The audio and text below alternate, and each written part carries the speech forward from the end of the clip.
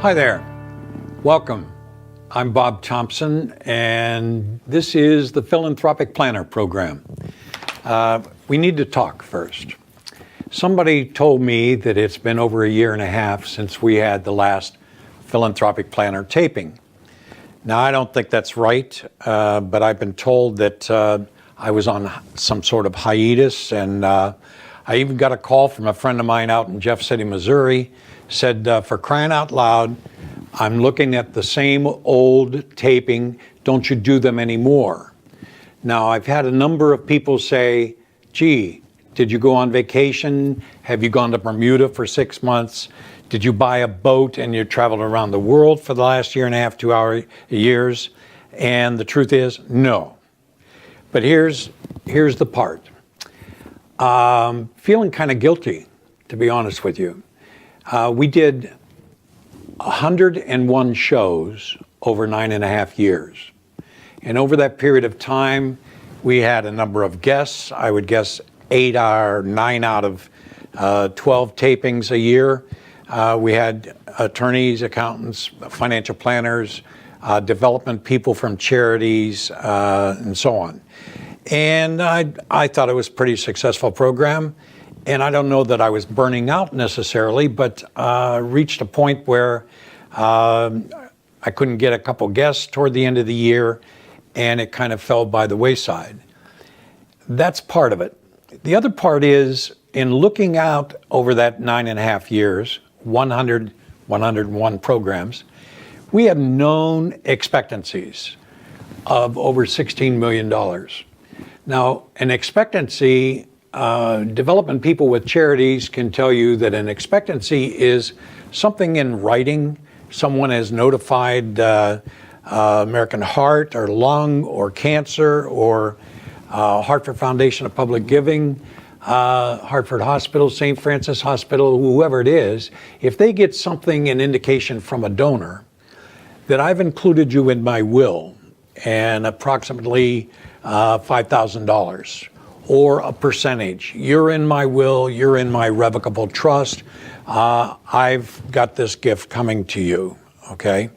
That's a known expectancy where we have an idea of charity or charities are going to receive $5,000, $25,000, $100,000. So over that period of time, what we think are known expectancies are about $16 million. So I started thinking about that, but to be honest with you, there were other reasons why. It wasn't that I was losing sleep at night, but I really was wondering, is there a value in sharing the importance of philanthropy to the local community, to the state, the region, the country, and the globe, and some meaningful dialogue out there, not coming from development people. Everybody is after the same dollar.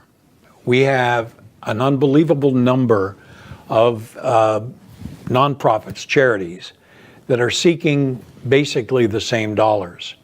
And is there something out there generic that talks about some of this craziness, leaving out the legalese, leaving out the technical aspects of it, not getting too deep into tax, not talking too deeply about particular tools and so on? And I came to the conclusion, and listening from other people, yes, there is something about it. And I'm amazed, quite honestly, that people would say something to me at Fitzgerald's, or I'm somewhere else in the Chamber of Commerce board meeting, and somebody said, hey, I saw you. And the other funny thing is, I'd have planners, attorneys, professionals say, hey, every once in a while I'd check in to see if you are telling the truth. So that was kind of fun too. But I've been involved in philanthropy for now 25, 28 years. I'm one of the founding group of what is called now the National Association of Charitable Gift Planners. Used to be called something else, but it has morphed 2 or 3 times name-wise. One of the founding group of the Connecticut Planned Giving Group, and that goes back to 1988, 87, 88. I'm on the board of advisors in Philanthropy Foundation, which offers scholarships for certification of a CAP designation, a charitable advisor in philanthropy. So I've been involved. I'm on 5 boards. 3 of those are what I would call charitable nonprofit boards. And I believe there's an importance there. Whether it's me or somebody else, I don't know.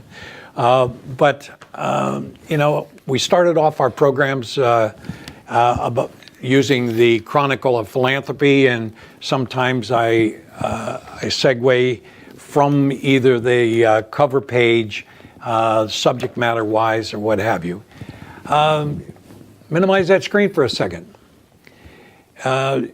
This time last year, Congress was preparing a major tax law change. And in December of last year, we had a tax law change that affected elimination of miscellaneous deductions, doubling the exemptions, and for those itemizers, we had crazy stuff like salt, which limited or had a cap on what I could deduct.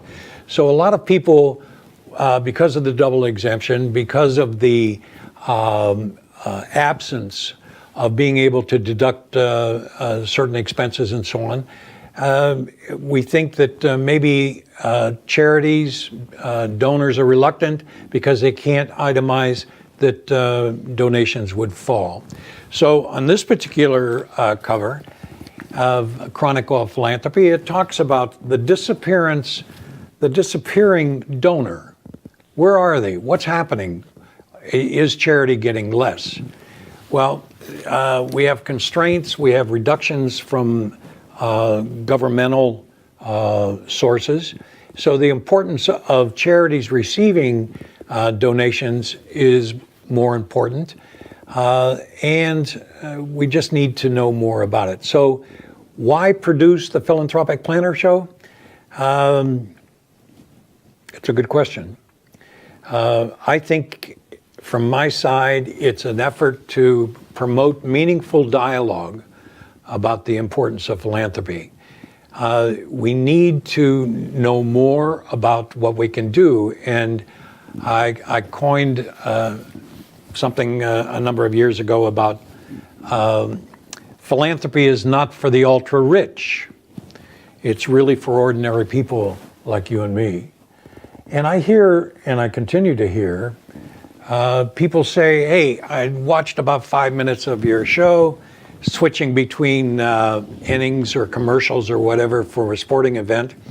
I would like to do more if I could. I would like to do more if I knew how.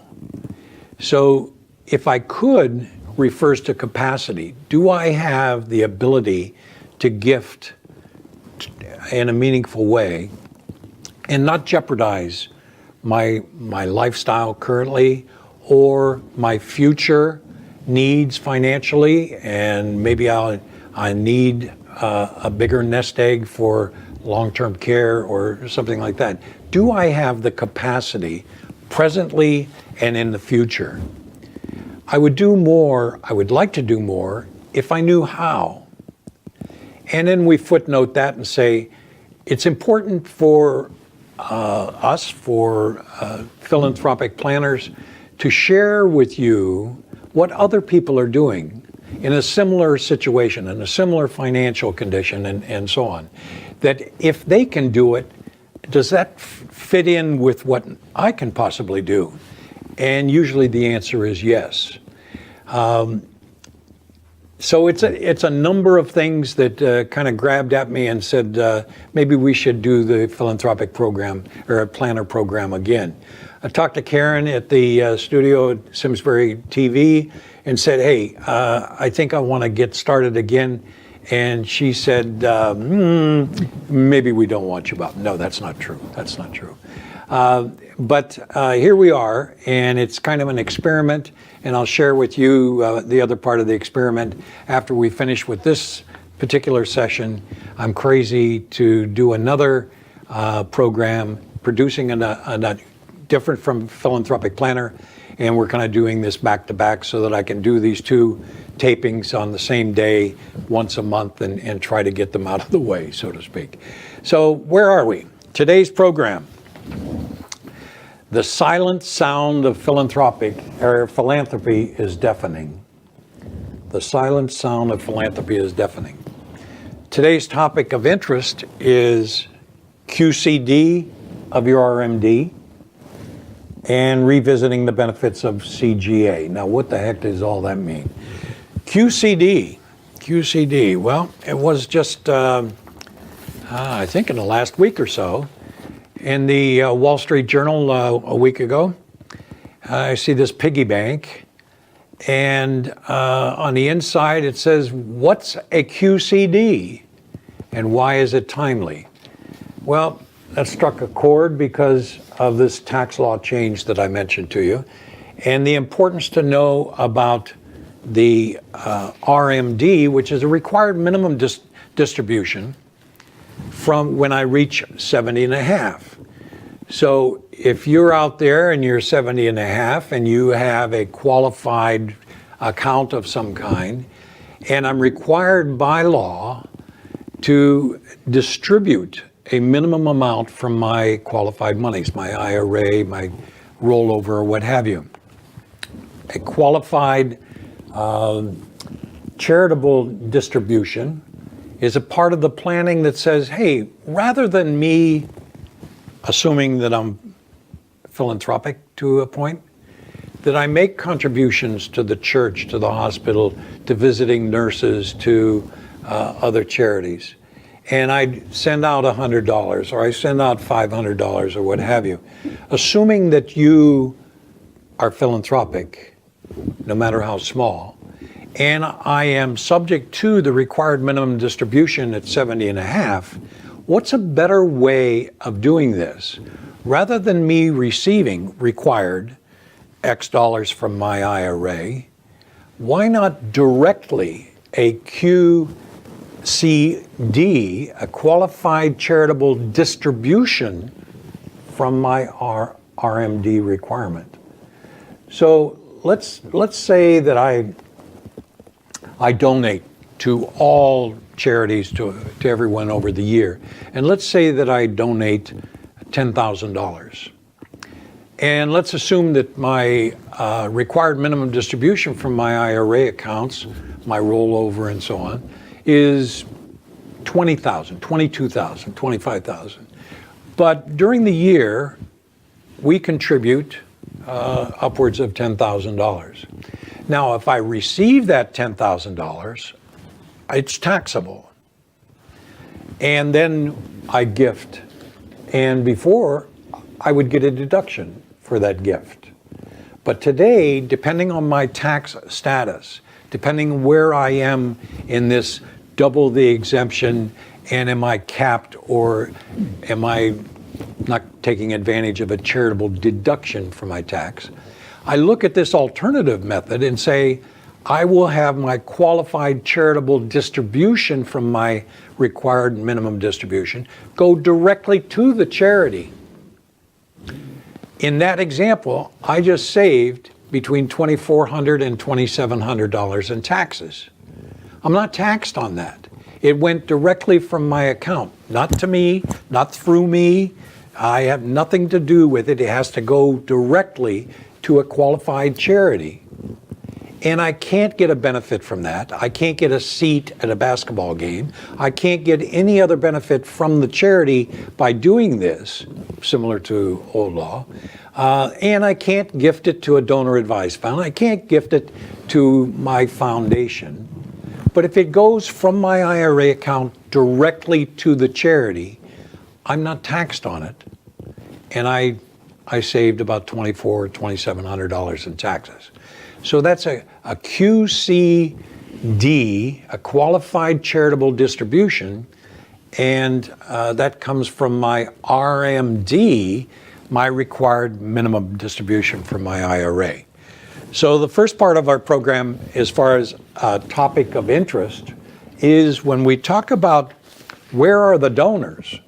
The donors might be out there, But the donors need to know that there are ways of doing gifting by gifting in a more efficient way.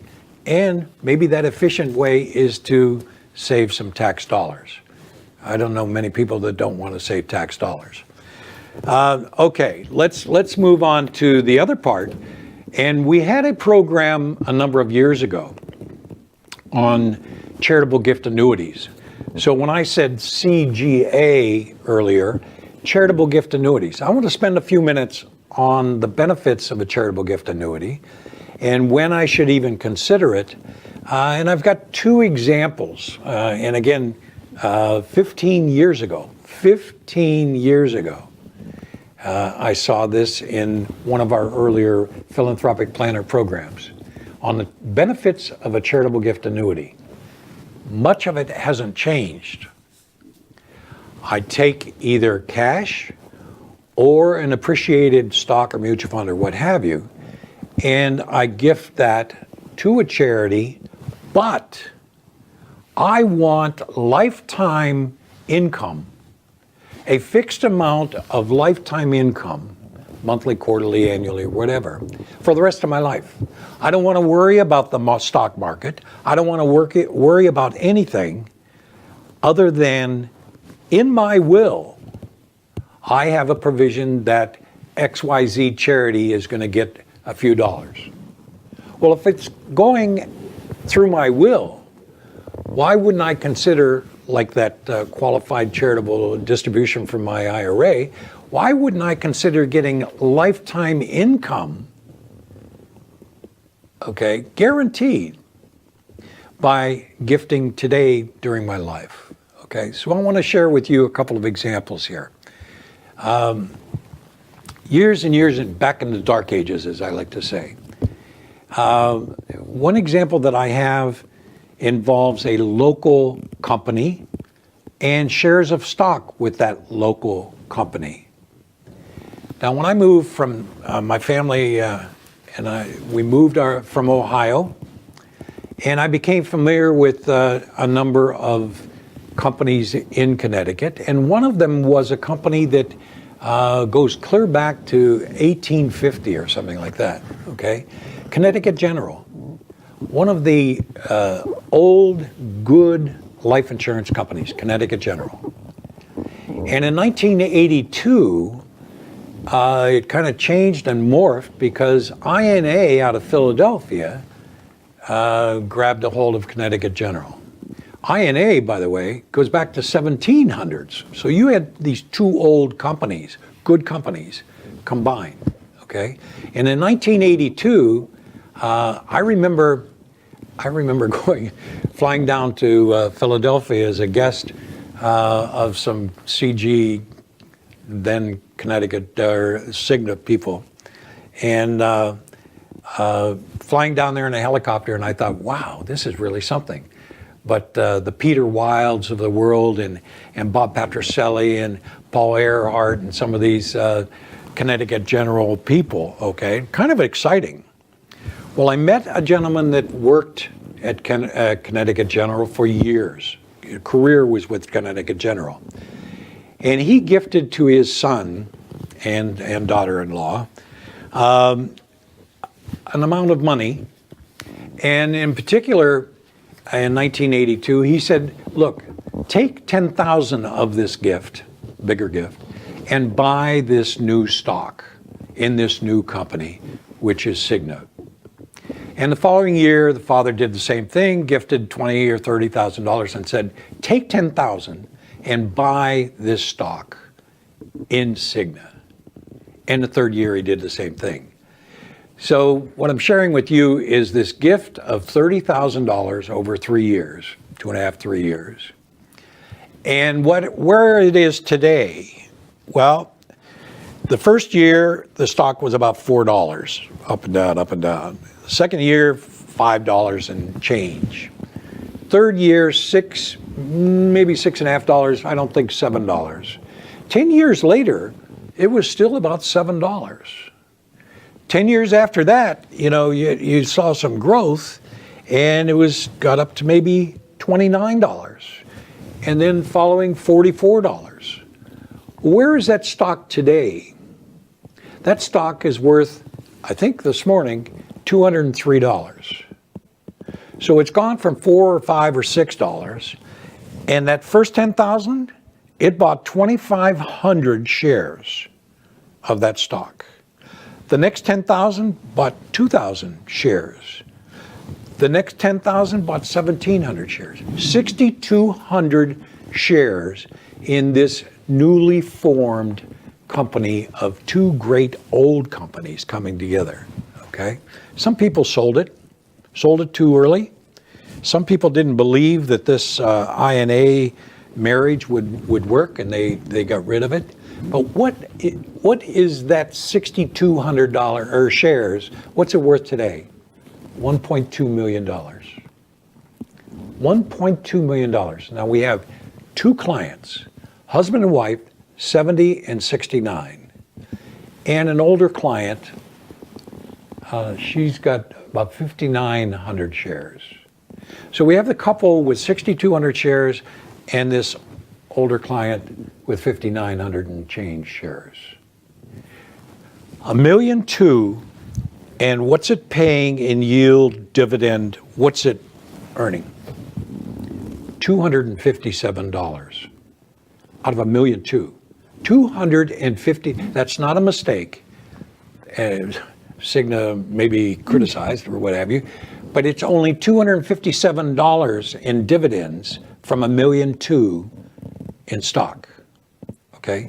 Now, if this couple, Tom and Meredith, if they take 250 shares of their 6,200 and put that into a joint 100% income survivor, lifetime for both of them, okay,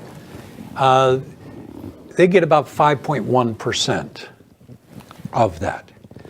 So if they do that the next couple years and they just carve out, okay, and at the end of 4 years, 5 years, they're getting 13,000 to 15,000 of income versus $50. 13,000 of dividends compared to $50 from the stock. Well, I'm assuming that stock is going to continue to grow, certainly after some mergers and growth. Okay, so maybe that 5,500 shares now will grow in value. But over here, I'm getting income equivalent to almost 7%, 6.69 equivalent yield. And 2/3 of my income is not taxable.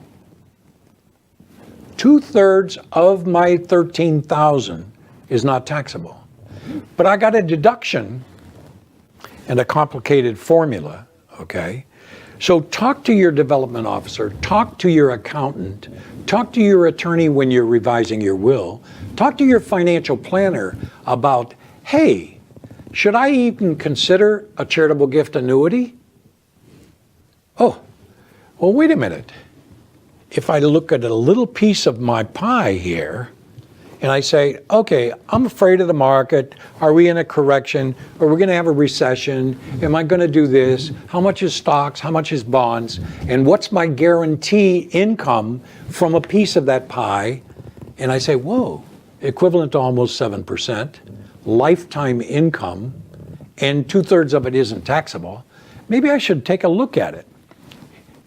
Why don't more people do this? Okay, I have to apologize up front, but I'm very serious that a lot of planners, investment managers, who look at their AUM, assets under management fees, and say, why would I tell my client to move $500,000 of their assets that we're managing? Why would I recommend that? Well, I think with all the benefits of that charitable gift annuity, I should at least consider it. But I can't consider it unless it's put on the table on my quarterly review. So that's a little hang up that I have. Let's talk about our older client. She, same type of approach, with the same stock. That's the interesting thing, because her cost basis is like 130,000, and it's grown to $1.2 million. The cost basis over here of Tom and Meredith is only 30,000. The gifts from the father. So we look at that and say, well, I want to increase my income. I'll have to sell my stock. Why would I want to pay capital gains? Oh, we have to come back to Our Lady. She gets 10.5% from her gift because of the older age. 10.5% of income from, in her case, $257 is what's being generated out of her $1.25 million. Now, she should at least be informed so that she can make an informed decision of, wow, maybe I should do that while I'm alive, because in my will, I'm gifting to this charity. Why shouldn't I get 10% return on that every year during my life? Because I may want to travel. I may need it for my medical care. I may gift while I'm alive to the church or whatever. I like to write out a check to charities. Why shouldn't I get that satisfaction while I'm alive? Anyway, I thought I'd share the charitable gift annuity, and I say here, revisiting the charitable gift annuity, because if I look back at 2003, I'm thinking, whoa, that was a long time ago. Charitable gift annuities are still around. We have this floating IRS rate that determines my deduction and my age and what the future anticipated based on my longevity projection, what my deduction will be and what my income will be. And each year that I get older, my income increases based on those same figures in the formula. So I wanted to share with you the charitable gift annuity. I wanted to share this qualified charitable distribution from the RMD. And I hope that you'll come back, because I'd like to have you also considering donating $25, $50, $100 to Simsbury Community TV, because they provide a lot of information to you. See you the next time.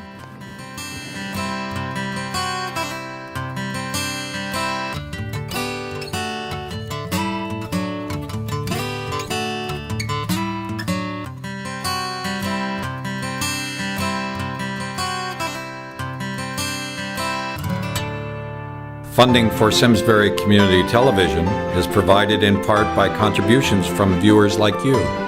Thank you.